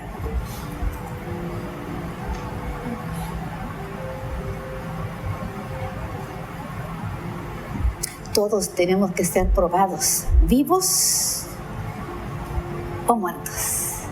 Nadie tiene nada asegurado más que estar siempre expuestos a la palabra, para que el Señor quite todos los velos, me muestre mi condición en la que me encuentro ahorita. Yo no tengo que estar preocupada qué va a pasar mañana, no tengo que estar preocupada qué pasó ayer. A mí no me interesa lo que pase mañana ni lo que pasó ayer. A mí lo que me interesa es ahora estar con mi lámpara llena de aceite, alumbrando mis tinieblas. ¿Por qué tiene que alumbrar mis tinieblas? Para que yo me arrepienta, guardando su palabra, perseverando en la prueba, en la lucha. Porque lo que va a venir al mundo, dice que va a venir cosas terribles sobre toda la tierra habitada. Y que Dios no nos va a sacar de la tierra, dice que nos va a guardar mediante la a la hora de la prueba y mediante la prueba nos va a guardar. ¿Cómo Él nos va a guardar? Yo no lo sé, pero yo tengo que estar segura que Él me va a guardar. Así como guardó a Noé y a su familia. Estaba el diluvio que se caía todo, el arca se flotaba y ahí estaba resguardando a ese remanente. Amén, así es. Así nos va a resguardar. No nos vamos, ya no podemos seguir creyendo ese engaño que nos íbamos a ir a otro, no sé a dónde, y que aquí se iban a quedar nada más los malos y que nada más los malos iban a ser juzgados. Vamos a estar aquí nosotros perseverando en la prueba, pero estar seguros que yo estoy en la iglesia legítima, que no estoy en la iglesia apóstata, Amén. que no estoy en la iglesia tibia, que no estoy en la iglesia que solamente tiene mucha actividad pero no tiene palabra, en la iglesia mundana que es Pérgamo. No voy a estar en esas iglesias. Debo de saber que esas iglesias no tienen más que la única oportunidad ahorita de entrar por la puerta indicada, que es la puerta a la entrada de la casa de David, el que tiene la llave. El que tiene la llave, que cuando Él cierre, que cuando dice que están las vírgenes insensatas ahí, eran salvas, las 10 vírgenes, ¿eran salvas? No eran salvas. Salvas. Entonces, ¿por qué unas entraron y otras se quedaron afuera? Y ya nadie pudo abrir la puerta. ¿Por qué? Porque no se prepararon. No estaban preparadas. Dice que esas las va a mandar a las tinieblas de afuera y ahí será el lloro y crujir de dientes. Van a pasar a una disciplina fuerte en el milenio. Porque se trata de que maduremos aquí en vida, de que nazcamos de nuevo, de que estemos madurando, dando fruto. Amén. Porque todos los creyentes que no quieren madurar, sencillamente van a ser echados a las tinieblas de afuera. Según lo dice Mateo, si no, léanlo en Mateo, por favor. Mateo 8, del 11 al 12. Primero vamos a leer 2 de Corintios 5, 10. Mateo 8, 11, 12, perdón. Mateo 8, 11, 12 dice: Y os digo que muchos vendrán del oriente y del occidente y se reclinarán a la mesa con Abraham, Isaac y Jacob en el reino de los cielos. Pero los hijos del reino serán echados a las tinieblas del más allá. Allí será el llanto y el crujido de los dientes. No dice que los va a condenar, dice los va a mandar a una disciplina fuerte. Porque ahorita es el tiempo que nosotros debemos de aprovechar, este tiempo de gracia que tenemos. Gracia y la verdad. Porque, óigame, que digan que siempre que gracia y misericordia, que gracia y amor. Cuando alguien me dice a mí gracia y amor, y gracia y amor, y gracia y amor, ¿sabe qué es eso? Libertinaje. Nunca dice que gracia y amor. La Biblia no dice eso. La Biblia dice: con Moisés fue dada la ley, que es la verdad. Mas con Cristo nos vino a dar gracia y ley, gracia y verdad. Y en esa gracia y verdad yo tengo que perseverar en el día de la prueba. Y para eso yo tengo que estar en la iglesia legítima. Exacto. La única puerta. Es que ahí está manifestado el amor. Si no existiera, si Yeshua no existiera, no tuviéramos esa llave, esa puerta que nos retorna al Padre, entonces todos nosotros estuviésemos perdidos en nuestros delitos y pecados. No habría oportunidad de resarcir lo que somos, no había oportunidad de retornar, no había oportunidad de tener la manifestación de que el Mesías, de que el Señor se revela a nuestra vida y haga morada. Y si no pasa eso, entonces ninguno es salvo, no hay salvación. ¿No hay? Ahí está manifestado el amor y dice la Escritura que tanto amó el Señor a la humanidad, a todos nosotros, que ha enviado a su único Hijo a cumplir con lo que por ley nos debía tocar a cada uno. Lo hizo a cabalidad. Y vamos a leer Romanos 14:10 y luego después 2 de Corintios 5:10. pecado. Porque qué fácil entonces es vivir en pura gracia y en puro amor, ¿verdad? Entonces, si no es indispensable la muerte de Cristo, pues entonces el para qué murió, solamente con que yo me hubiera bautizado, ya que no se tendría para ser salvo. ¿Por qué entonces Cristo tuvo que morir así? Si no importa el sacrificio. Y yo también, ¿por qué tengo que sacrificarme si al fin y al cabo soy salvo? Romanos 14:10, ¿qué dice? Dice, pero tú, ¿por qué juzgas a tu hermano? O también tú, ¿por qué menosprecias a tu hermano? Porque todos compareceremos ante el tribunal de Dios. Amén. Absolutamente todos. Para dar cuenta qué hicimos en este cuerpo, en este tiempo, en este siglo malo. ¿Qué hice con mi salvación? Porque todo voy a ser juzgado en mi conducta. Porque aunque yo estoy en este mundo y en este cuerpo, dice que no milito según la carne. Amén. Ni soy ciudadano de este mundo. No soy moradora de la tierra. Yo soy ciudadana del reino de los cielos. Pero ustedes no van a saber. Si yo digo, es que yo soy ciudadana del reino de los cielos, pues todos compareceremos ante el tribunal para dar cuenta de lo que hicimos. Así es. Pero mientras tanto, yo tengo que perseverar y esforzarme en entrar por la puerta angosta. Amén. Así es. Y segundo libro de Carta de los Corintios 5:10. Dice, porque todos nosotros habremos de comparecer ante el tribunal de Cristo, para que cada uno sea recompensado de acuerdo a lo que hizo mientras estaba en el cuerpo, haya sido bueno o haya sido malo. Entonces sigue diciendo que viene juicio según la iglesia de Filadelfia, para hacer juicio a toda la tierra, para probar a todos los que moran en ella. Y dice, sigue diciendo, el santo y el verdadero. Yo vengo pronto. Retén lo que tienes para que ninguno tome tu corona. Al que venza, yo lo haré columna en el templo de mi Dios. Amén. Dice, al que venza. ¿Cómo entendemos eso de que quién es el que venció con Dios? Bueno, pues nos está llevando a la escalera de Jacob. Con Génesis 28 y el significado del cambio de nombre que recibió Jacob por Israel, que es lo que representa o lo que significa. Sí, el que vence con Dios. El que vence con Dios, Amén. dice que se le cambia el nombre.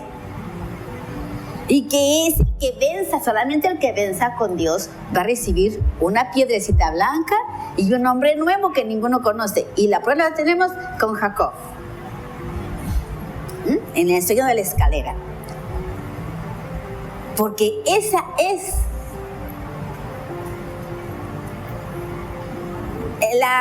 el templo de Dios que lo está edificando con todos los vencedores. Lo está edificando aquí en la tierra para resguardarla cuando venga a hacer juicio sobre esta tierra. Y dice que después de que hizo todo el juicio sobre la tierra, va a descender con estos que él guardó. Dice, va a descender la nueva Jerusalén a la tierra, que ya nomás queda como la tercera parte de la tierra, porque dice que va a destruir casi todo. Va a dejar un territorio donde es Betel, donde él ahí se apareció, donde él ahí recibió adoración por primera vez, donde estaba la escalera de Jacob, a esa tierra que él va a rescatar, que no la va a destruir toda. Dice que va a descender del cielo la nueva Jerusalén, donde va a estar todos los redimidos del Señor, los que fuimos ya muertos o transformados, vamos a descender juntamente con Él. Es cuando lo van a ver todos los judíos y van a decir, wow, entonces el poderoso de Israel, nuestro Elohim, siempre estuvo en la iglesia y no lo sabíamos. Amén. Amén, amén. Pero yo quiero nomás pensar, ¿qué irá a hacer la iglesia que no se fue? Porque el tiempo que viene es para el pueblo de Israel, no es para la iglesia. Sí. Hermana, pero eso que estamos ahorita exponiéndonos a la palabra, la verdad yo lo estoy viendo en cada estudio que tenemos nosotros de Parashá. Estamos viendo que la vara del Señor, la vara de almendro, se está manifestando, despertando a los miembros que componen el cuerpo del Mesías, porque, por ejemplo, yo me maravillé el día que el Señor levantó a Lili el sábado hace 8 días, que llega con mucho nerviosismo, sí, pero también llega con mucho ánimo para compartir lo que Dios le empezaba a mostrar en la parashá que le tocaba dar, La profundidad. y la porción que le tocó dar de la semana. Y cuando empezó a hablar, yo me quedé, Señor, wow, qué grande y maravilloso eres. Pero no solamente con Lili, porque también levantó a Lupita para también dar una porción en un día de parashá. Y nos quedamos, bueno, yo al menos me quedé sorprendida porque habló profecía, ¿sí? Y el Señor, para que haga eso, o sea, es el Señor mismo, no es la persona. Y después veo a una Eli que va creciendo, que se va esforzando y se va desenvolviendo cada vez más. Y digo yo, Señor, el poder de tu palabra.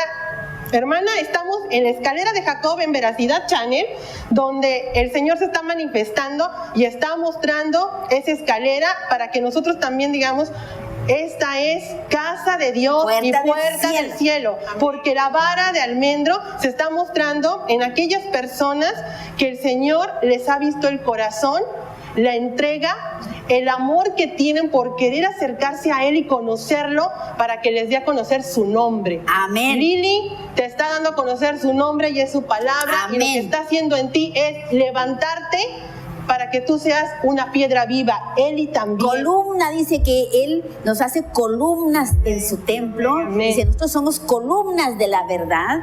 Dice que nosotros somos la luz. Reflejamos la luz del candelero, somos la sal. Amén. Somos piedras vivas, dice. Por eso dice, al que venza lo haré columna en el templo de mi Dios. Y nunca más saldrá de ahí. Porque Él, la puerta que abre, Amén. ninguna la cierra. Y el que la cierra, ninguno la abre. Amén. Y escribiré sobre él, sobre este vencedor, el nombre de mi Dios y el nombre de la ciudad de mi Dios, la nueva Jerusalén, la cual desciende del cielo de mi Dios, y mi nombre nuevo. Amén. Para que nosotros tengamos ese privilegio, tenemos que estar dispuestos a ser quebrantados, a ser triturados, a ser pisados como en un lagar, a hacer morir las obras de la carne, a vivir en santidad, que ya casi nadie quiere hablar de santidad. Claramente lo dice, el que mentía ya no mienta, el que robaba ya no robe.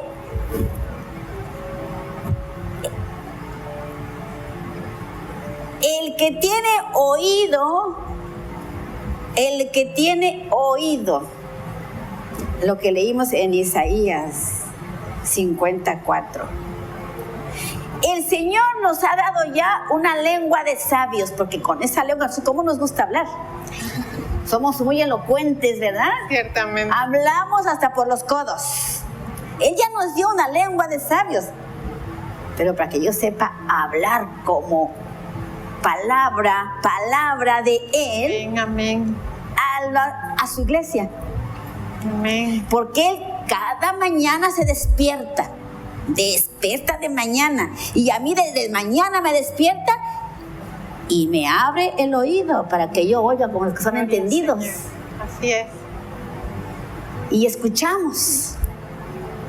Pero dice, me ha abierto el oído y yo no voy a ser rebelde y ni me voy a volver atrás, porque a veces nos da miedo pararnos de exponer su palabra, porque decimos, es que no me voy a poder expresar. ¿Cómo le digo a la gente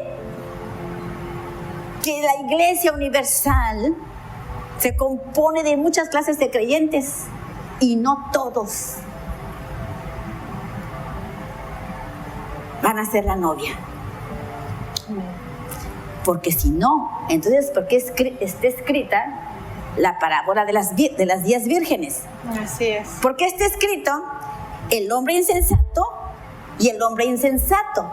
Porque está escrito que dentro de la iglesia hay trigo y cizaña. Porque está escrito que hay cristianos carnales y cristianos espirituales. Porque está escrito que hay verdaderos y que hay falsos. Porque, hermanos, sin santidad ninguno va a ver a Dios. Amén.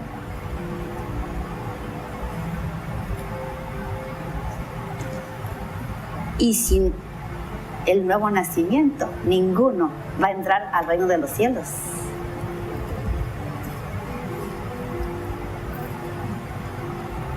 Por gracia somos salvos, por gracia.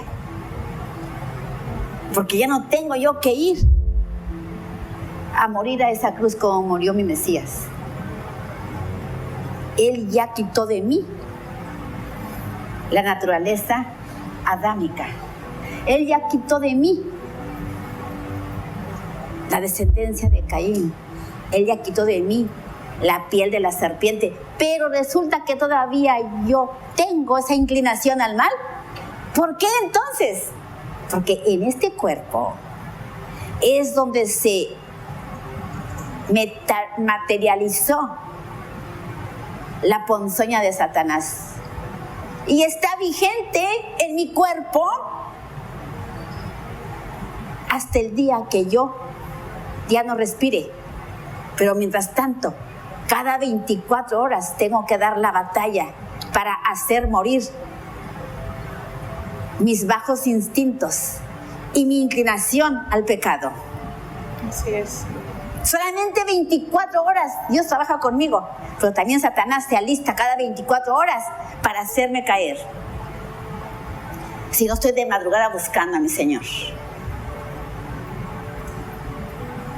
Por eso que el pastor que diga, es que yo a cada rato me desprendo de la cruz. Bueno, pues no sé, ¿a dónde estás llevando a tu iglesia?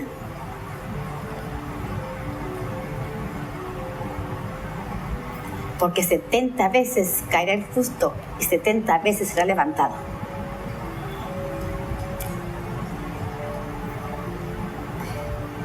Los días que estamos viviendo son días de mucha angustia para mucha gente. Nosotros estamos ahorita viviendo en nuestro país graves problemas. No hay gente, no hay un solo político digno de ocupar el cargo como nuestro presidente, porque ni yo soy digna tampoco. No hay uno, no hay santo ni siquiera uno. Pero todos se pasan de que son lo máximo. Nosotros de iglesia, ¿qué estamos haciendo? ¿Nos estamos ocupando realmente de vivir en santidad? ¿O somos parte de la corrupción? Porque el juicio viene. Todos los gobiernos del mundo están en crisis. Nosotros tenemos que votar forzosamente. Y decimos, ¿pero por quién? Pues vota por el que cualquiera es igual. Todos son igual de corruptos. Todos mienten, todos mentimos. Pero dice, si tú ya eres un hijo de Dios, si mentías ya no mientes, ya no mientas. Perdona. Porque los días que se avecinan, está escrito que traerá juicio sobre toda la tierra habitada para probar a cada uno de nosotros. Procuremos entrar por esa puerta angosta, por esa iglesia legítima.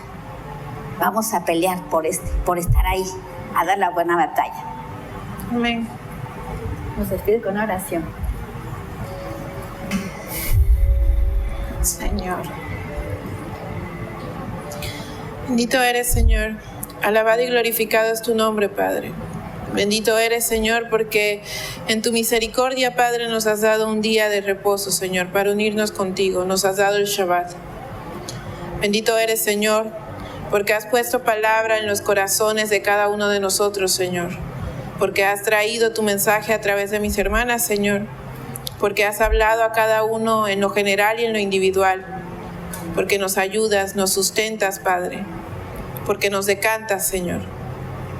Bendito eres, Señor, porque en tu misericordia no nos dejas perdernos, Padre, entre nuestras propias concupiscencias, delitos, pecados, Señor.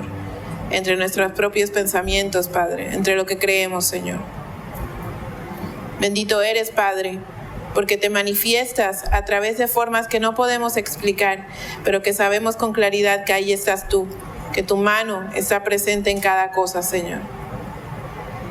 Humildemente, Padre, te pedimos hoy, Señor, que seas tú el que nos guíe, que seas tú el que camine delante de cada uno de nosotros, que seas tú el que nos muestre, el que nos enseñe, el que nos permita dejar de lado las emociones, Señor, el sentimentalismo, que nos permita dejar de lado todo lo que yo pueda pensar, creer, para simplemente centrarme en escuchar tu voz, para saber quién eres tú, para que tú te manifiestes a nuestras vidas, para que tú, Padre, hagas lo que tienes que hacer con cada uno de nosotros y cada uno sea conforme a tu voluntad. Permítenos verte a ti primero y buscarte a ti primero antes que cualquier otra cosa. Porque sabemos, Señor, que aquel que tiene puesta la mirada en ti, lo demás será añadido, Padre. Permítenos saber, Señor, así como enseñaste al pueblo de Israel, Padre, que en su tiempo no entendió, pero ahora, Señor, nosotros entendemos como iglesia que tú eres ese sustento, que tú eres ese alimento. Pero también, Padre, enséñanos a saber que eres la medicina que nos cura, Señor. Que eres el que nos santifica, Padre. Que eres el que nos limpia, nos lava esta inmundicia, Padre, en la que vivimos, Señor. Conviértenos, Padre, en refractores de tu luz, Señor. Permite de verdad, Padre, que en cada uno de nosotros se manifieste tu poder, Señor, para ser testigos de lo que tú haces cuando transformas una vida. Señor, solo tú sabes qué hay en el corazón de cada una de las personas que están aquí presentes y de las que no están. Solo tú sabes cuáles son nuestros pecados verdaderos, Señor. Solo tú sabes cuáles son nuestros temores. Solo tú sabes cuál es nuestro proceso. Pero también, Señor, enséñanos, Padre, que a pesar de todo eso, a pesar de lo que no sabemos, a pesar de lo que podamos imaginar, Señor, en nosotros haya confianza en ti, en saber que pase lo que pase, no importa cuál sea el resultado hoy o mañana, tú vas a estar ahí y que todo es conforme a tu voluntad, porque de todo, Padre, tú tienes control. Amén. Señor Santísimo, tú que eres el gran yo soy, el único, el que hizo todo cuanto existe desde antes que cualquiera de nosotros naciera y siquiera, Señor, el pueblo entero. Padre, tú que has estado desde el principio y que estarás al final, Señor, y que convertirás todo esto en eternidad, Padre. Tú, Señor, que juzgas los corazones de cada uno de nosotros, tómanos, Padre. Tómanos, Señor, y conviértenos a lo que tú quieras que seamos. No te frenes por nosotros. No permitas que nosotros seamos nuestras propias piedras de tropiezo. Disciplínanos si es necesario, pero no nos dejes, Señor. Instrúyenos. Muéstranos que esta palabra, Padre, que estamos leyendo y aprendiendo, Señor, como dijiste en Malaquías, Padre, nosotros obedecemos, Señor, y te probamos en esto. A ti, Señor, que eres el único que merece la honra y la gloria, Padre. El único, Señor, que dio con tanto amor a su Hijo para que ninguno de nosotros merezca lo que por ley nos corresponde. A ti es toda la honra y toda la gloria. A ti, en el nombre que es sobre todo nombre, Señor. En el nombre de Yeshua, HaMashiach, nuestro Mesías, tu ungido. Amén y amén.